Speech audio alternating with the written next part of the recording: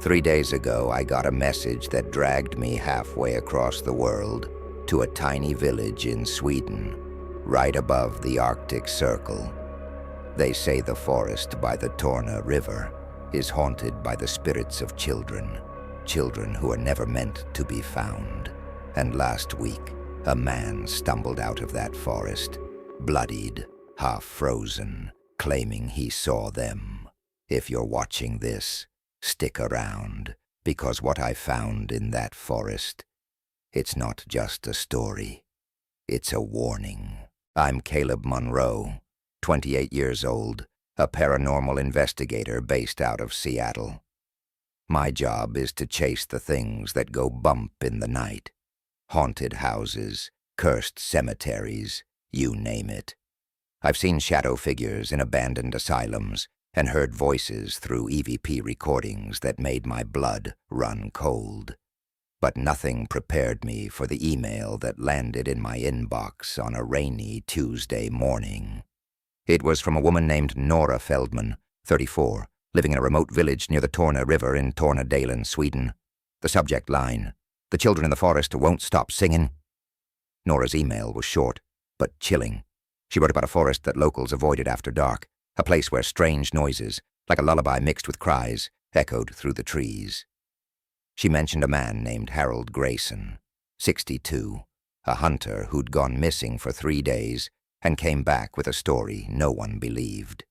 He claimed he'd seen children in the forest, dozens of them, with hollow eyes and voices that broke his soul.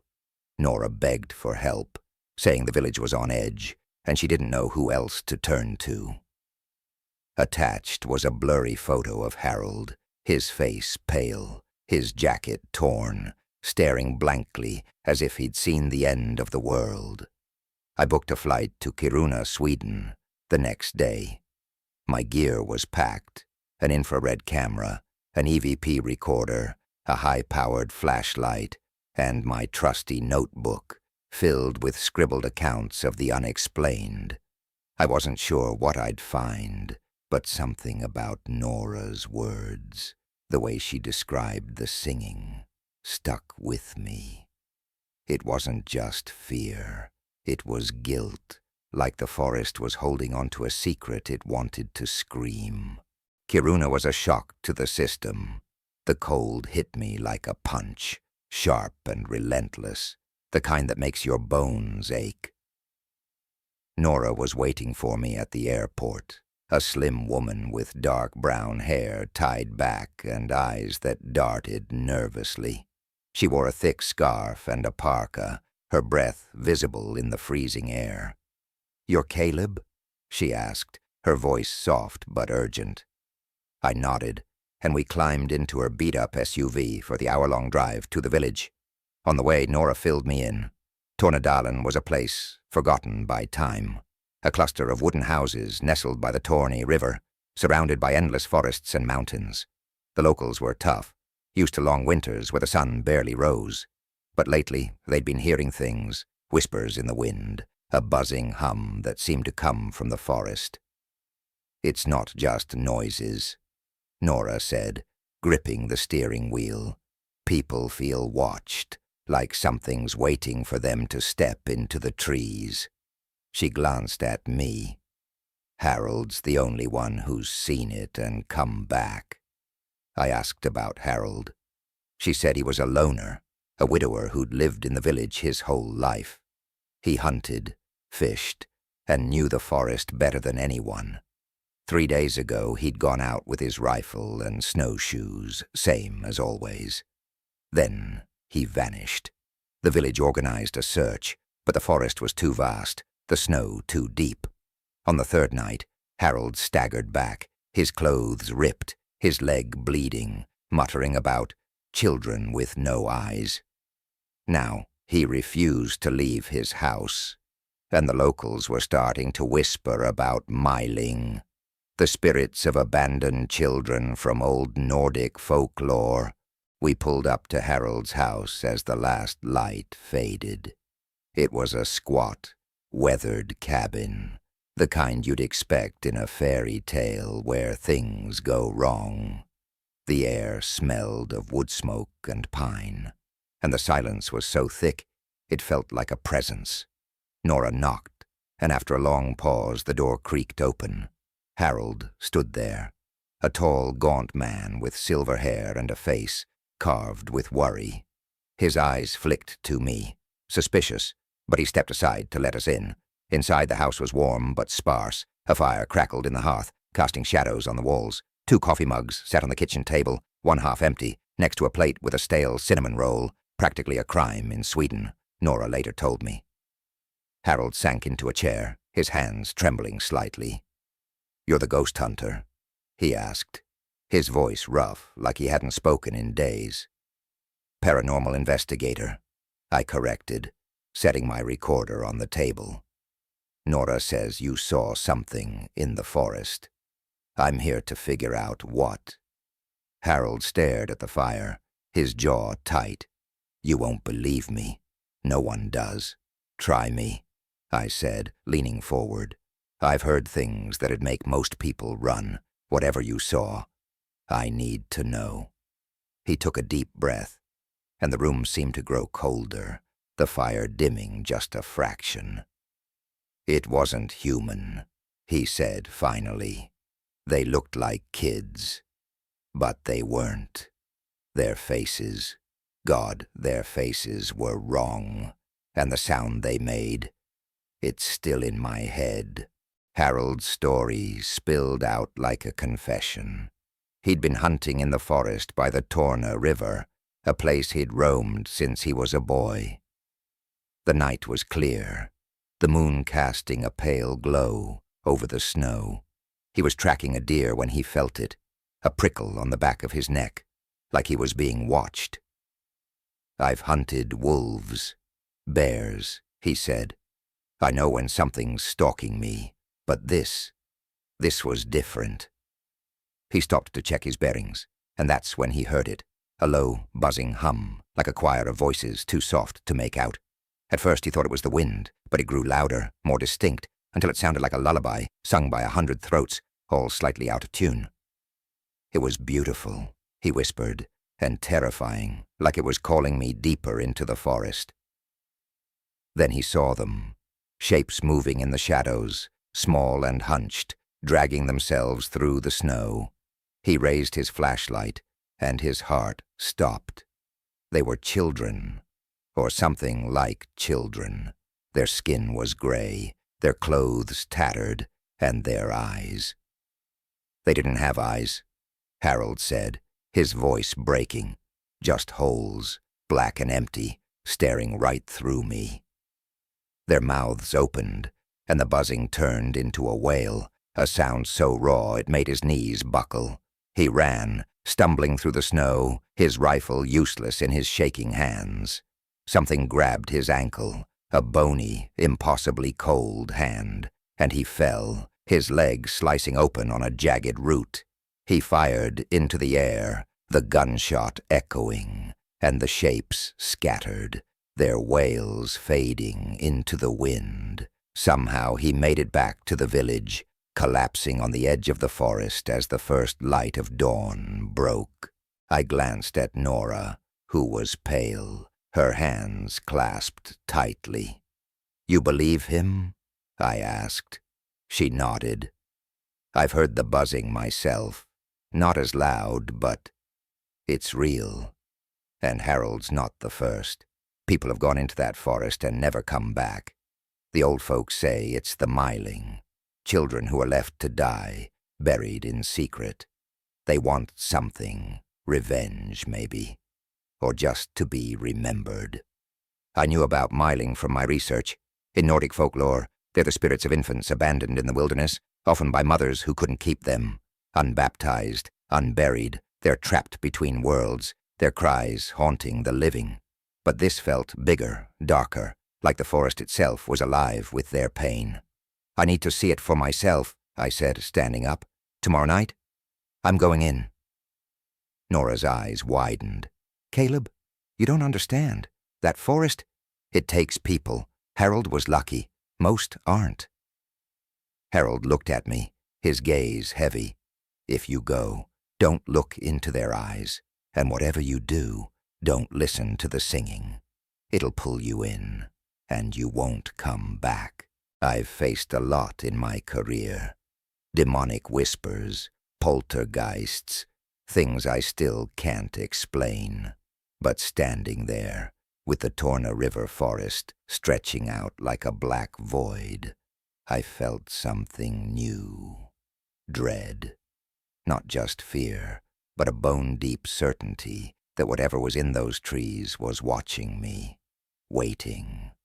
Tomorrow I'd walk into its domain, armed with nothing but my gear and a stubborn need to know the truth. 3 hours ago I walked into the Torna River forest, chasing a truth I wasn't ready for. They call this place cursed, haunted by the spirits of children, Myling, who were abandoned to die in the snow. I thought I'd seen it all as a paranormal investigator. Shadow figures, demonic voices, cursed objects. But what's out here? It's not just a ghost story. It's a nightmare that's trying to pull me in. My name's Caleb Monroe, and if you're watching this, don't look away.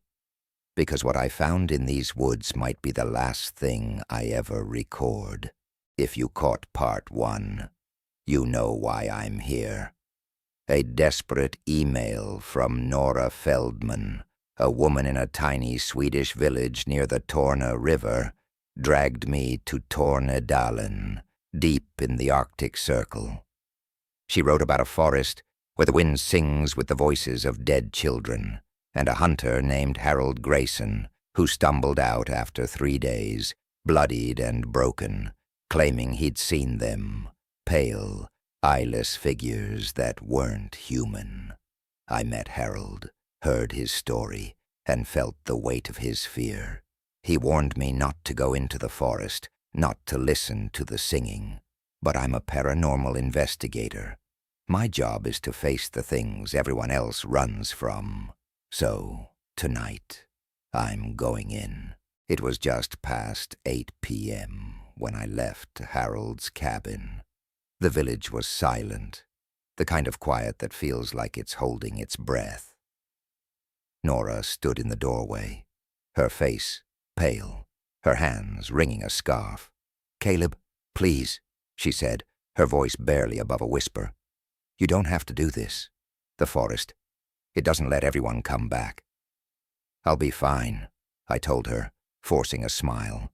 "I've got my gear, and I've faced worse." That was a lie. I'd never felt this kind of dread before, like the forest was already watching me, sizing me up, but I couldn't back out. Not after Harold's story, not after Nora's plea. I needed answers. I slung my backpack over my shoulder and stepped into the cold.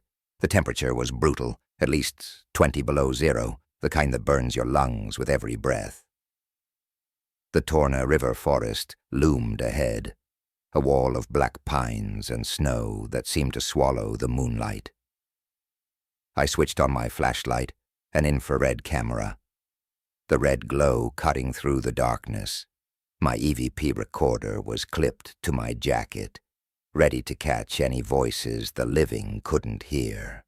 I took one last look at the village, its warm lights fading behind me, and started walking. The forest was eerily still at first. No birds, no animals, just the sound of my boots sinking into the snow. I'd been in haunted places before, old prisons, abandoned hospitals, but this was different. The air felt heavy, like it was pressing down on me, and every step seemed to echo too loudly, as if the forest was listening. I kept my flashlight low, scanning the ground for tracks. Harold had mentioned a clearing where he'd seen the figures, about a mile in. That was my target. After 20 minutes, I stopped to check my bearings. The trees were denser now, their branches interlocking like skeletal fingers. I pulled out my compass, but the needle spun lazily, refusing to settle. "Great," I muttered, my breath clouding in front of me. I tapped the compass, but it was useless. Either the cold was messing with it, or something else was. I decided to keep moving. marking trees with a small knife to find my way back. That's when I heard it. A faint hum, like a distant swarm of bees. It was soft at first, almost soothing, but it grew louder, more distinct. It wasn't just a sound, it was voices, layered and overlapping, singing a melody that felt both beautiful and wrong. I froze, my heart pounding. Harold had described this, the singing, the lullaby that pulled him deeper into the forest. I switched on my EVP recorder and whispered, "This is Caleb Monroe, Torney River Forest, 8:47 p.m. I'm hearing something. Voices, maybe. If you're here, give me a sign." The hum stopped. The silence was worse. It was so absolute it felt like the world had been muted. Then a twig snapped behind me. I spun around, my flashlight sweeping the trees, but nothing was there. "Hello?" I called, my voice sounding small against the vastness of the forest. No response, but the hairs on my neck stood up. I wasn't alone. I kept moving, faster now, the clearing still a half-mile away.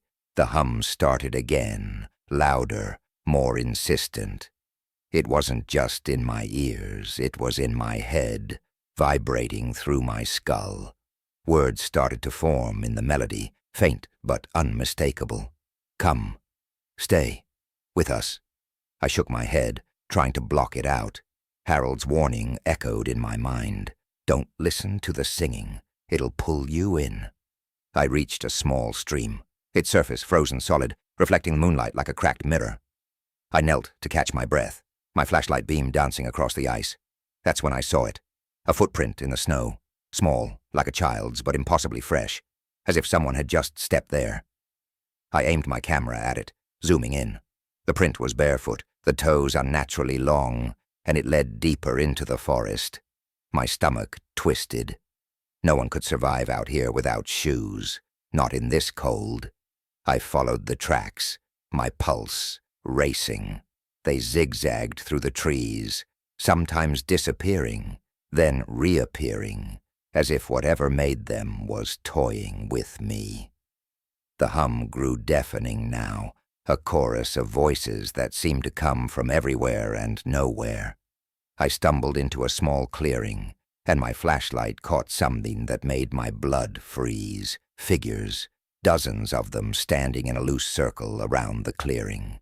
They were small, no taller than children, their bodies hunched and thin, draped in tattered rags.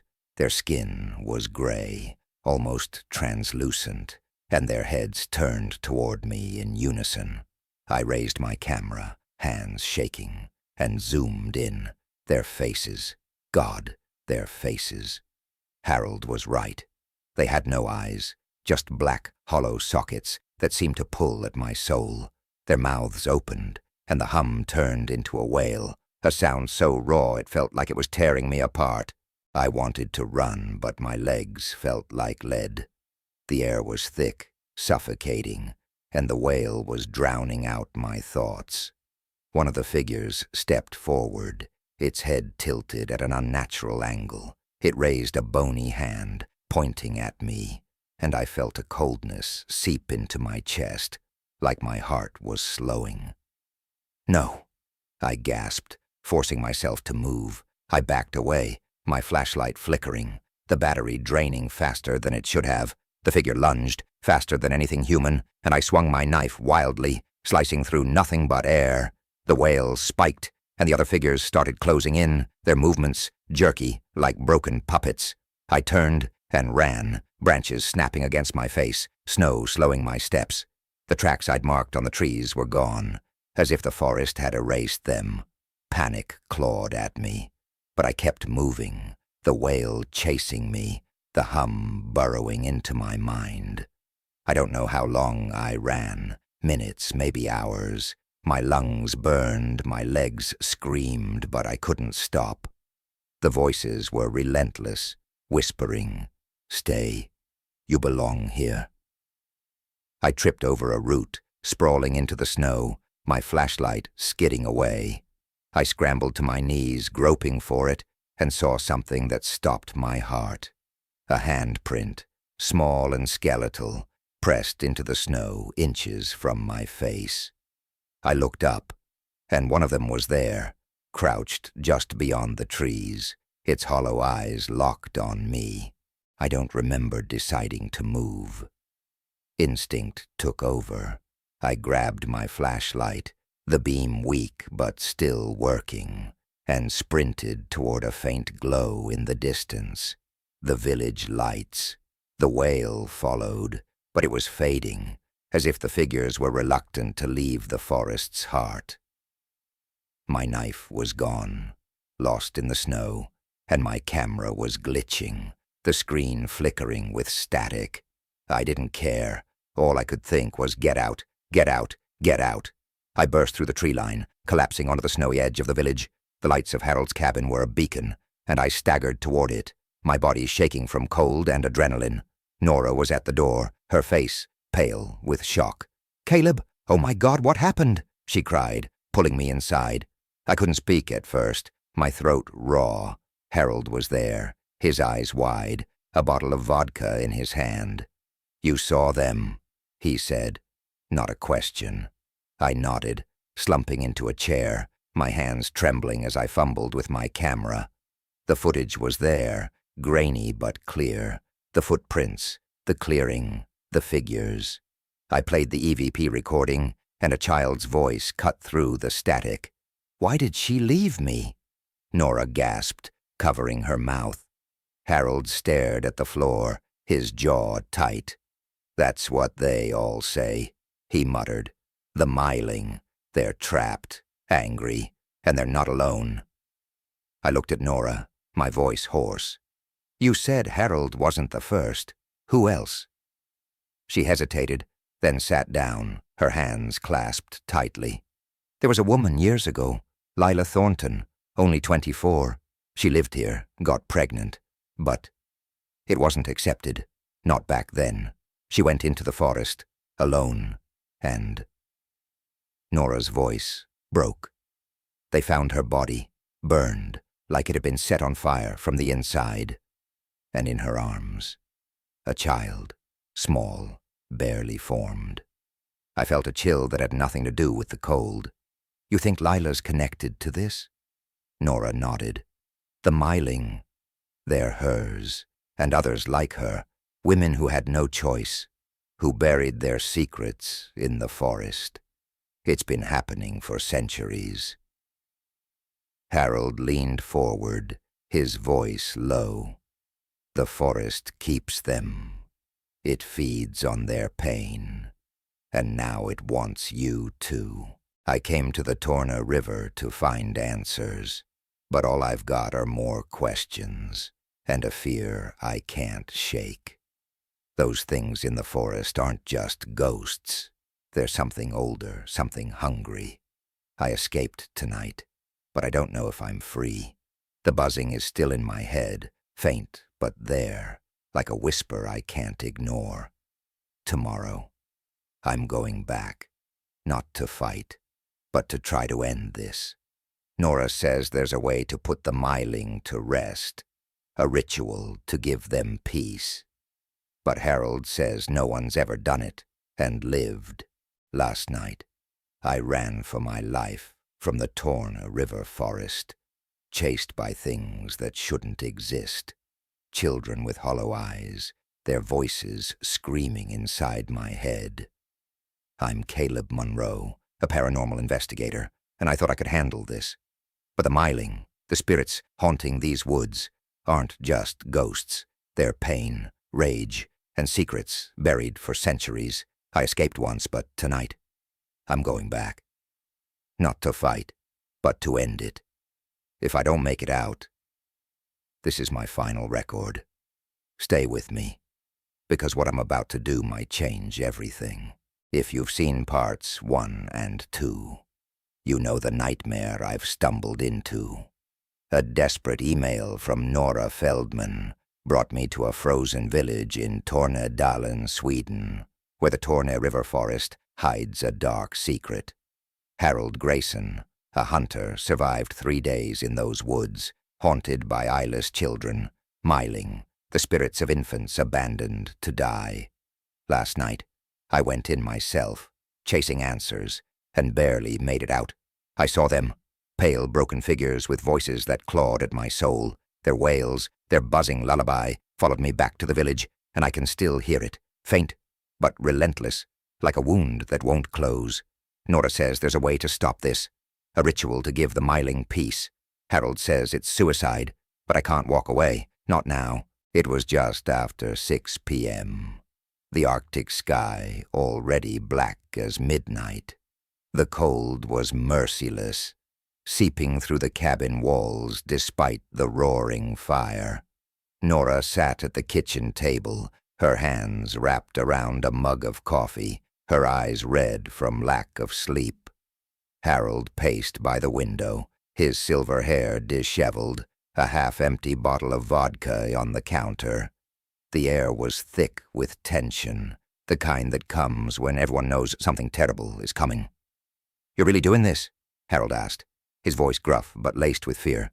"You saw what they are. You felt it. That forest doesn't let go." "I have to," I said, zipping my backpack. "Those kids, they're trapped, angry. If we don't help them, they'll keep taking people. Maybe me, maybe you, maybe someone else's kid." I glanced at Nora. "You said there's a ritual. Tell me everything." Nora took a shaky breath. "It's old, from the village elders. You need to find the heart of the forest, where the myling are strongest. Make a circle of salt, light candles, and speak their names. The ones who are never given names, you call them child of the forest. You offer them peace, a prayer, something to let them go. But it's dangerous. The forest fights back. It doesn't want to lose them." "Why not?" I asked, my stomach tightening. "Because it feeds on them," Harold cut in, his voice low. "The pain, the grief. It's been that way for hundreds of years. Women like Lila Thornton, they didn't just bury their babies. They fed the forest's hunger." Lila. The name hung heavy. Nora had told me about her in part 2. A young woman, 24, who'd lived here decades ago. Pregnant out of wedlock, shunned by the village, she'd given birth in the forest and left her child to die. They found her body later, charred as if burned from within, clutching a tiny, lifeless form. Nora believed Lila's child was one of the myling, maybe the first, and that her guilt had awakened something ancient in the forest. I checked my gear: infrared camera, EVP recorder, flashlight, a bag of salt, candles, and a small Bible I'd brought from Seattle. I wasn't religious, but out here, I'd take any help I could get. My knife was gone, lost in the snow last night, so I borrowed a hunting knife from Harold, its blade heavy and cold. "If I don't come back," I said, "get this footage out. People need to know what's here." Nora grabbed my arm, her grip surprisingly strong. "Caleb, please. You don't owe us this." "Maybe not," I said, meeting her eyes. "But I owe them." I didn't need to say who. The myling's voices were still in my head, their pain like a weight on my chest. The forest was different tonight. The cold was sharper, the silence deeper, like it knew why I was here. My boots crunched through the snow, each step echoing like a gunshot. I kept my camera rolling, the night vision mode casting everything in a sickly green glow. The tracks I'd seen last night, the barefoot prints, were gone, erased by fresh snow. But I could feel them watching, the myling. They were close. I retraced my path from last night, aiming for the clearing where I'd seen the figures. The buzzing hum started almost immediately, faint at first, like a whisper on the wind. It grew louder with every step, weaving into a lullaby that tugged at my mind. "Come, rest, stay." I clenched my jaw, focusing on Nora's instructions. Find the heart, make the circle, speak their names. I couldn't let the singing pull me in. After an hour, I reached the clearing. It was smaller than I remembered, the trees pressing in tighter, their branches like claws. The air was thick, heavy with a scent I hadn't noticed before, something sharp, like decay mixed with ash. I set my backpack down and started the ritual. I poured a circle of salt in the snow about 10 feet across, my hands shaking as the hum grew louder. I placed candles at 4 points, north, south, east, west, and lit them with a lighter, their flames flickering weakly in the wind. The Bible went in the center, open to a psalm I'd marked earlier. I didn't know if it would help, but it felt right. I took a deep breath and started speaking. "Children of the forest," I said, my voice trembling but steady. "I see you. I hear you. You don't have to stay here. You're not forgotten." The hum faltered, then surged, angrier, like a swarm of hornets. I kept going, naming the ones Nora had told me about. Child of Lila Thornton, child of the unnamed, child of the lost. I offer you peace. Go to rest. The ground shook, a low rumble that made my teeth ache. The candles flared, their flames turning blue, and the hum became a scream, a chorus of voices so raw it felt like my ears were bleeding. I gripped the hunting knife, my knuckles white, and kept talking. "You're free. You don't belong to this forest. Let go." They came then, dozens of them, stepping from the trees into the clearing. The myling, their eyeless faces turned toward me, their mouths gaping in silent wails. Their bodies were wrong, too thin, too twisted, like they'd been broken and remade. The closest one, smaller than the others, reached for the salt circle, its bony fingers stopping inches from the line. Its head tilted, and I swear I saw something in those hollow sockets. Grief, maybe, or rage. I don't know how long I spoke. Minutes, maybe hours. My voice grew hoarse, but I didn't stop. The myling pressed closer, their hands clawing at the air, but the salt held, for now. The forest fought back, the trees creaking as if alive, the snow swirling like a blizzard. I felt it too, a pull, like the forest was reaching into me, whispering, "Stay, you're one of us." I shook my head, focusing on the candles, their flames the only warmth in this hell. Then, something changed. The smallest myling, the one closest to me, stepped back. His mouth closed, and the wail softened, becoming a sob. "Lila," it whispered, the voice clear on my EVP recorder. I froze, my heart pounding. Lila Thornton. This was her child, the one she'd left behind. I swallowed hard and spoke directly to it. "Lila's gone. But she loved you. She's sorry. You can go to her now." The sob grew louder, but it wasn't angry anymore. It was release. The other myling hesitated, their wails faltering.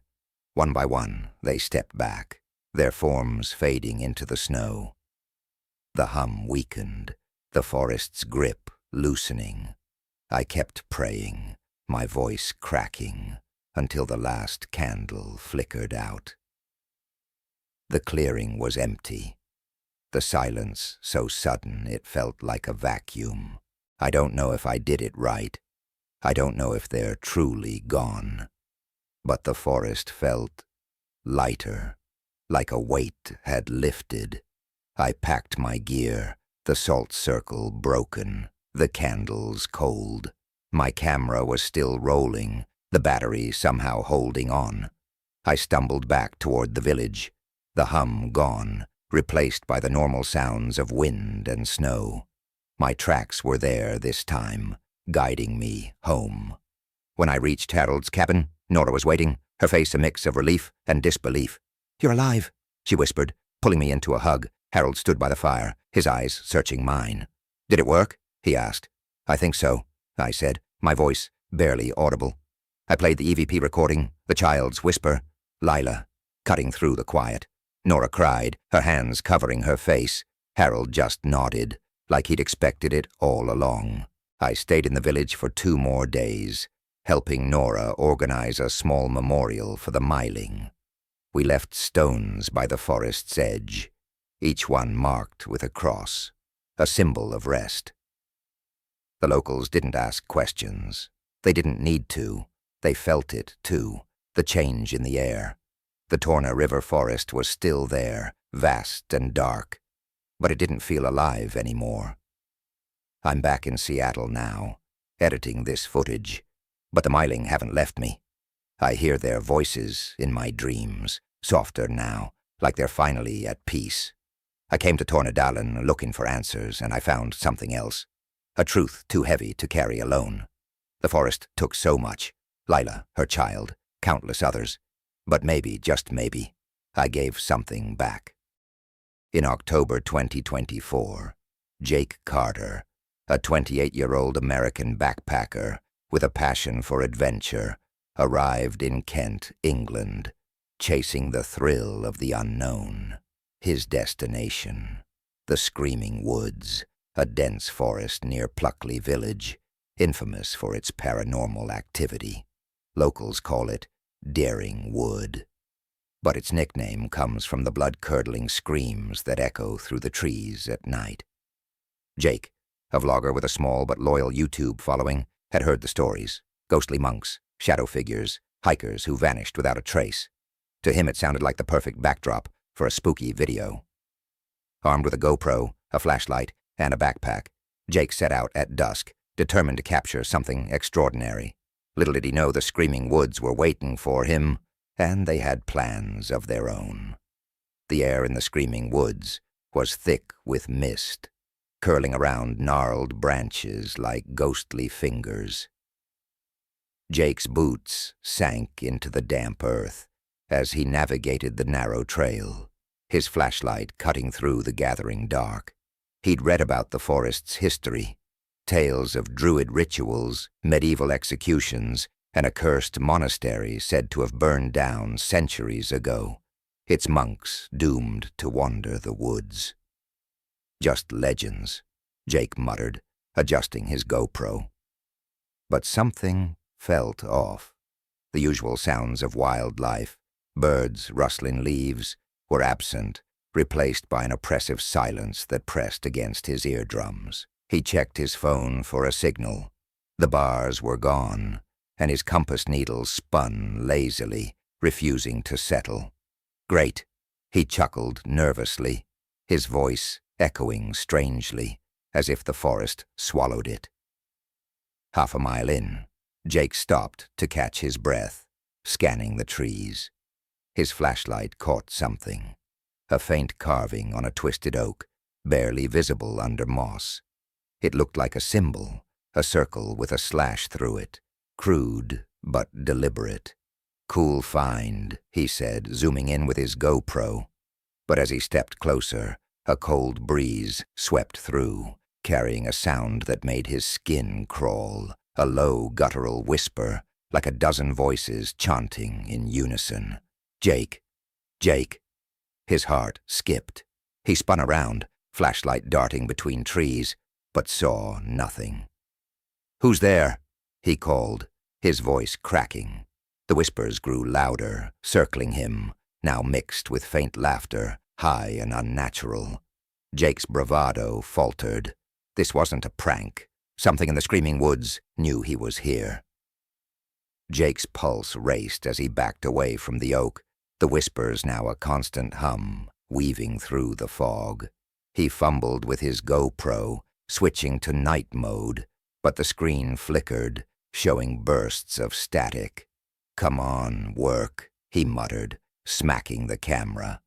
For a split second, the screen cleared, revealing a figure standing 20 feet away, a tall, cloaked shape, its edges blurring into the mist. It had no face, just a void where features should have been. Yet Jake felt its gaze, heavy and unyielding, boring into him. He blinked, and the figure vanished. "Okay, that's enough," he said, turning to retrace his steps.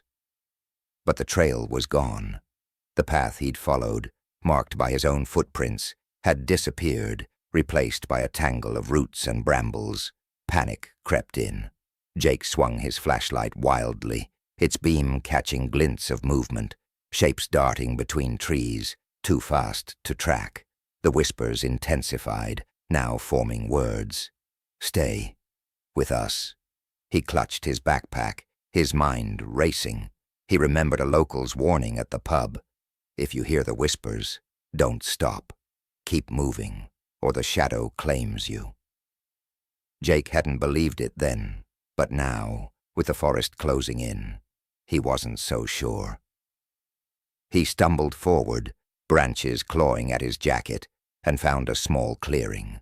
In its center stood a circle of jagged stones, each etched with the same slashed circle symbol he'd seen on the oak.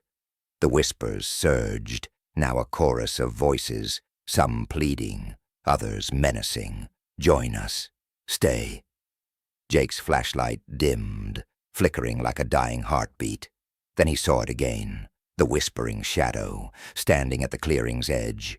Its form taller now, almost 8 feet, its cloak rippling as if alive. It didn't move, but the air grew colder, the mist thickening until Jake could barely see his own hands. Jake's instincts screamed to run, but his legs felt heavy, as if the forest itself held him. The shadow's presence was suffocating, its faceless gaze pulling at his mind, urging him to step into the stone circle. He shook his head, muttering, "No way, not today." Breaking free of the trance, he bolted, crashing through underbrush, the whispers chasing him like a swarm of bees. "Leave me alone," he shouted, his voice drowned by the forest's eerie hum. The GoPro, still recording, caught fleeting glimpses of the shadow. Behind a tree, then closer, its form flickering like a bad signal. Jake's flashlight died, plunging him into near darkness, the moon barely piercing the canopy. He tripped over a root, sprawling into the mud, his backpack sliding off. The whispers were deafening now, a cacophony of voices screaming his name. Scrambling to his feet, Jake saw the shadow looming just 10 feet away, its cloak spreading like wings, blotting out the stars. Desperate, he remembered another local tale. The shadow hates light. Any light. He dug into his pocket, pulling out a small keychain LED he'd bought as a souvenir. With shaking hands, he clicked it on, aiming the weak beam at the shadow. The figure recoiled, its form wavering, and the whispers faltered.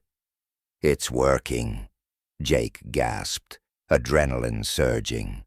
He kept the light trained on the shadow, backing away, his eyes scanning for any sign of the trail. The forest seemed to shift, trees bending unnaturally, but a faint glow in the distance caught his eye. The lights of Pluckley Village. Jake ran, the LED's beam bouncing, the shadow's whispers fading but never stopping. Thorns tore at his skin, and his lungs burned, but he didn't slow down. The village lights grew brighter, and the ground leveled out, the forest thinning.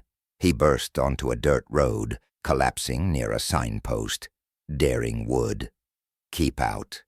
The whispers stopped. Jake lay there, panting, the LED still clutched in his hand, its battery now dead. His GoPro, miraculously still on, had captured only static and one chilling frame, the shadow standing over the stone circle, its faceless head tilted toward the camera. Jake stumbled back to his rental car, parked near Pluckley's edge, his body trembling from cold and fear. The village was quiet, its lights a stark contrast to the screaming wood's darkness. He drove to his hostel, locking the door and replaying the GoPro footage on his laptop. Most of it was corrupted, but that single frame of the shadow haunted him, its form too clear to be a glitch. The next morning he visited the local pub, showing the image to an old bartender. The man's face paled. "That's the whispering shadow," he said, voice low. It's been here since the monastery fell. It traps souls in the woods, feeding on fear. You're lucky you got out. Jake learned the Screaming Woods were a nexus of paranormal activity, tied to other local legends. Hikers like Megan Brooks, a photographer who'd faced a red-eyed entity in 2023, reported similar disorientation and eerie markings. A student named Tyler Hayes in 2025 would encounter a ghostly child and a winged guardian near an old well, hinting at the forest's layered hauntings. The bartender mentioned the slashed circle symbol, said to be a ward against the shadow, carved by monks centuries ago. Jake's carving on the oak and the stones suggested he'd stumbled into a ritual site, a place where the shadow held sway. Shaken, Jake packed his bags and left Kent, vowing never to return. He uploaded a brief video about his experience, but the full footage stayed private, too raw to share. Back in the States, he couldn't shake the feeling of being watched. At night, in his apartment, he'd wake to faint whispers, too soft to make out, but enough to keep his LED keychain on his nightstand. The Screaming Woods had let him go, but part of him wondered if the shadow had followed. In July 2023, Megan Brooks, a 42-year-old American photographer from Seattle, arrived in Kent, England, to chase her passion for capturing the eerie beauty of forgotten places. Her target was the Screaming Woods, a notorious forest near Pluckley Village, known for its chilling nickname, earned from screams that pierce the night, heard by locals for centuries. Megan had photographed abandoned asylums and crumbling castles, but the woods, with their tales of ghostly monks, vanishing hikers, and glowing eyes, promised something unique. Equipped with her Nikon camera, a tripod, and a small flashlight, she entered the forest at twilight, hoping to frame its haunting atmosphere. But the Screaming Woods had other plans, and Megan was about to face a terror unlike anything she'd ever known. The Screaming Woods were bathed in a golden haze as the sun dipped below the horizon, casting long shadows that seemed to shift unnaturally. Megan's boots crunched on fallen leaves, the air heavy with the scent of damp earth, and something sharper, almost metallic. She'd read about the forest's dark history, ancient druid rituals, a cursed monastery burned to the ground, its monks said to haunt the trees. Locals at a nearby cafe had warned her, "Don't stay past dark, the Watcher sees everything." Megan, a skeptic, smiled politely, assuming it was folklore to scare tourists. Her goal was a massive oak, rumored to be a druid altar, perfect for her portfolio. Setting up her tripod near the oak, Megan adjusted her lens, framing the tree's gnarled branches against the fading light. The forest was eerily quiet. No birds, no wind, just a stillness that made her skin prickle. She checked her phone, no signal, and her watch's second hand ticked erratically, as if time itself was slipping. "Weird," she muttered, snapping a test shot. The camera's flash lit up the oak, revealing faint carvings, slashed circles like those Jake Carter would later find in 2024, symbols tied to the forest's ancient wards. Megan barely noticed, focused on her work. But then her tripod tipped over, crashing to the ground without a breeze. "What the?" she said, righting it. As she did, a low hum vibrated through the trees, deep and resonant, like a tuning fork struck deep underground. Megan froze, her breath catching. The hum wasn't just sound, it was a feeling, crawling up her spine, making her teeth ache. Megan's flashlight swept the woods, its beam swallowed by the thickening fog. The hum grew louder, pulsing in times with her heartbeat. She reset her tripod, muttering about clumsy mistakes, but her hands shook. Her camera, set to auto-shoot, clicked, capturing the oak. When she glanced at the preview screen, her stomach dropped. In the frame, two red, glowing eyes stared back from the darkness beyond the tree, unblinking and impossibly bright. She spun around, flashlight darting, but saw nothing.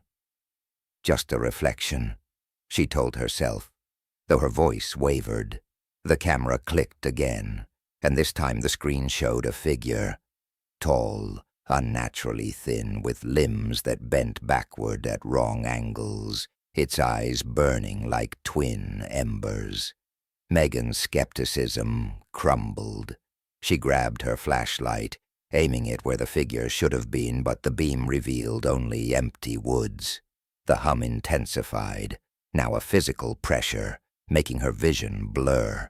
She backed away, tripping over a root, her camera bag sliding off her shoulder. As she scrambled to grab it, the figure appeared again, closer now, standing just beyond the oak. Its body was skeletal, wrapped in a tattered cloak that seemed to writhe, and those red eyes locked onto her, unyielding. Megan felt a pull, as if the eyes were drawing her in, whispering thoughts that weren't hers. Stay. See. She clutched her camera, the only thing grounding her, and snapped a photo, the flash blinding. The figure didn't flinch, but the hum faltered, and for a moment, the eyes dimmed. Heart pounding, Megan remembered a story from her research. Red-eyed entities in the screaming woods, called Watchers, said to guard sacred sites and trap intruders. Jake Carter's encounter with the Whispering Shadow in 2024 would echo this, as would Tyler Hayes' meeting with a winged guardian in 2025, all tied to the forest's layered hauntings. Megan didn't know their stories yet, but she sensed the danger. The figure took a step, its movements jerky, like a marionette with cut strings. The hum returned, louder, and Megan's head throbbed, her thoughts scattering. She had to move, now. Megan slung her camera bag over her shoulder and ran, the flashlight bouncing in her hand, its beam barely piercing the fog. The hum chased her, a relentless drone that seemed to come from everywhere, above, below, inside her skull. The Watcher didn't run, but it was always there, appearing in glimpses, behind a tree, then closer, its red eyes cutting through the mist. Megan's legs burned, her boots slipping on wet leaves, but stopping wasn't an option. The forest seemed alive, roots twisting to trip her, branches clawing at her face. Her camera, still on auto, flashed sporadically, each burst revealing the Watcher's skeletal form, its backward bent limbs stretching toward her. She stumbled into a small clearing, gasping for air, and saw something that made her blood run cold. A ring of stones, like those Jake Carter found, each carved with a slashed circle symbol. The hum peaked, a deafening roar, and the Watcher stood at the clearing's edge, its eyes blazing. Megan's vision swam, the urge to collapse overwhelming, but a memory sparked, a local's advice. The Watcher fears disruption. Break its focus. Desperate, she grabbed a rock from the ground and hurled it at the figure, screaming, "Get away!" The rock passed through the Watcher, but the hum stuttered, and the eyes flickered. Emboldened, Megan kept throwing. Rocks, sticks, anything she could find, each impact weakening the hum, the Watcher's form wavering like a mirage. Her flashlight caught a glint in the distance, a metal sign, maybe a trail marker. Hope surged. Megan bolted toward it, the camera's flashes lighting her path, the Watcher's eyes fading, but never gone. The forest fought her every step, thorns tearing her jacket, but the sign grew closer, marking the edge of Pluckley Village.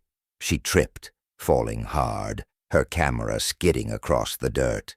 The Watcher loomed above, its hand, a skeletal claw, reaching down. With a final burst of strength, Megan grabbed her flashlight and shone it directly into its eyes, screaming, "Leave me alone."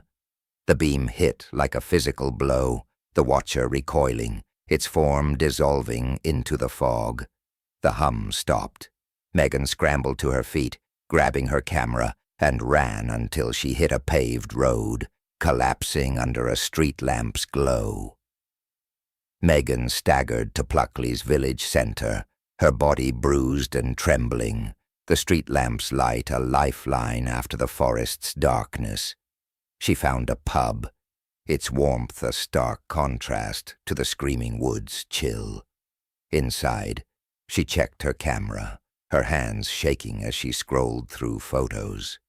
Most were black or blurred, but one stood out. A faint, skeletal hand reaching toward the lens, the watcher's red eyes glowing in the background. The next day, she showed the photo to a local historian, who nodded grimly. "That's the red-eyed watcher," he said. "It guards the old druid sites. You're lucky. Most don't escape." He pointed to scratches on her camera bag, forming the word Z, a mark the watcher left on its chosen. Megan learned the Screaming Woods were a paranormal crucible, linking her ordeal to others. Jake Carter, a year later, would face the Whispering Shadow, finding similar slashed circle symbols, while Tyler Hayes, in 2025, would encounter a ghostly child and a winged guardian, all part of the forest's haunted tapestry. The historian explained the symbols as ancient wards, meant to bind entities like the Watcher, though their power had weakened over centuries. Megan's disruption, throwing rocks using light, had broken the Watcher's hold, a tactic rooted in folklore about chaotic acts repelling spirits. Back in Seattle, Megan burned the Watcher's photo, hoping to sever its grip, but the scratches on her bag remained, a permanent reminder. She stopped photographing wild places, haunted by nightmares of red eyes and that relentless hum. The Screaming Woods had marked her, and though she'd escaped, she felt its gaze lingering, waiting for her to return. Who, or what, is the red-eyed Watcher? A guardian of ancient secrets, a vengeful spirit, or something beyond our understanding? Megan's story is one of many from the Screaming Woods, where fear takes form. If you've heard of Daring Wood or faced a paranormal horror, share it in the comments. Hit like, subscribe, and ring the bell for more true terror tales. And if you ever wander into the Screaming Woods, keep moving, because the Watcher is always watching. In March 2025, Tyler Hayes, a 19-year-old American college student studying abroad in London, ventured to Kent, England, for a research project on paranormal folklore. His focus was the Screaming Woods, a dense forest near Pluckley village, infamous for its eerie screams and tales of lost souls. Tyler, a history major with a knack for uncovering hidden stories, had read about the wood's dark past, druid rituals, a cursed monastery, and hikers who vanished without a trace. Armed with a notebook, a flashlight, and his phone for audio notes, he joined a group hike to explore the forest at night, hoping to document its legends. But the Screaming Woods had a story of their own to tell, and Tyler was about to become part of it. The Screaming Woods were cloaked in darkness, the moon casting a pale glow through the tangled canopy. Tyler's group, a mix of students and locals, followed a narrow trail, their flashlights carving paths through the fog. The air was heavy, smelling of wet moss and something faintly sour, like decay. Tyler scribbled notes about the wood's history, tales of ghostly monks, red-eyed watchers, and children who wandered off, never to return. He'd heard of Jake Carter's 2024 encounter with a faceless shadow and Megan Brooks' 2023 brush with a red-eyed entity, both in these same woods. Just the stories, he told himself, though the silence of the forest, unbroken by wildlife, gnawed at his nerves. Halfway through the hike, the group stopped to check a map, their voices muffled, as if the trees absorbed sound. Tyler, engrossed in sketching a slashed circle symbol he'd seen on a boulder, similar to those found by Jake and Megan, lagged behind, his flashlight dimming. He called out, "Hey, wait up," but got no reply. The group's lights had vanished, swallowed by the fog. Alone, Tyler checked his phone, no signal, and the time read 3:33 a.m., though it couldn't have been past 10 p.m. A chill ran through him. Then he heard it. A soft giggle, high and childlike, coming from deeper in the woods. "Hello?" he shouted, his voice echoing strangely. The giggle came again, clearer, followed by a whisper. "Help him." Tyler's heart raced.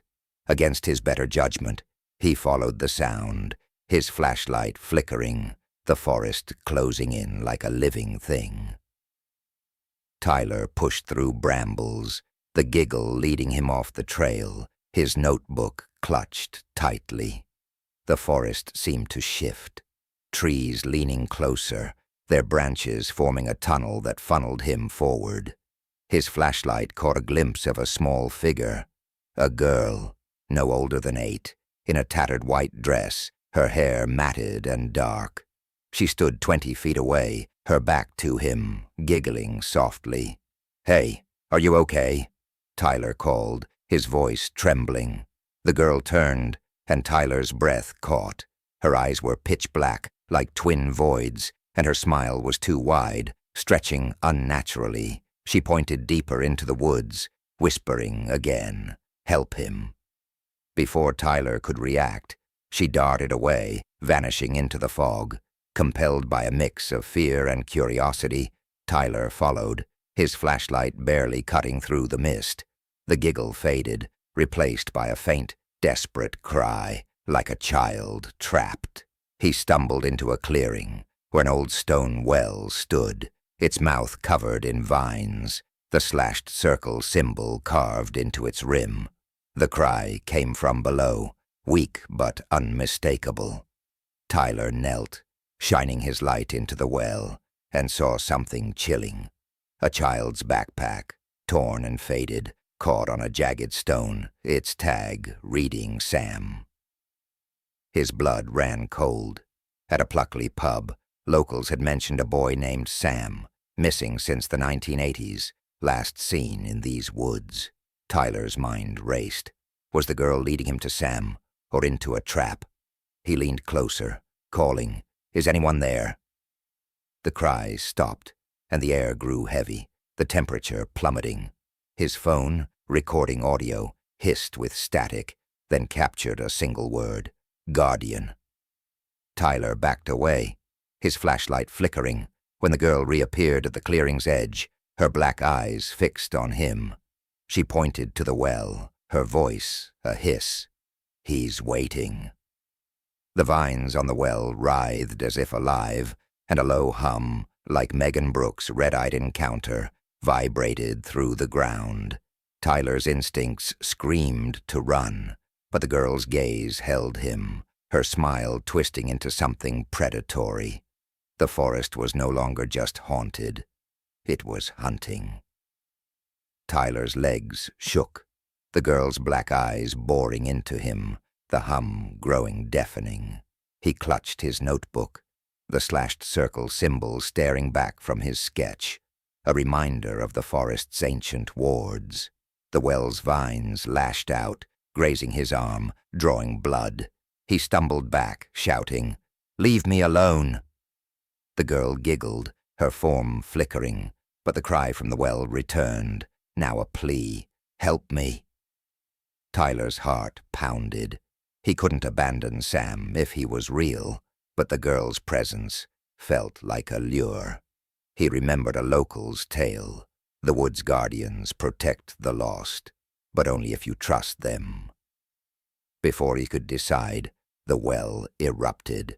A massive figure rose from its depths, 7 feet tall, its body shimmering like moonlight, with vast, moth-like wings and glowing white eyes that pierced the fog. The Guardian of Lost Souls, as locals called it, hovered, its gaze fixed not on Tyler but on the girl. She hissed, her form distorting, black eyes widening in fear. The Guardian's wings beat, a gust of wind scattering the fog, and the hum faltered. Vines recoiled, and the girl screamed, a sound that echoed the wood's infamous cries before dissolving into shadows. The Guardian turned to Tyler, its eyes softening, and pointed back toward the trail, a silent command. Go. Tyler didn't hesitate.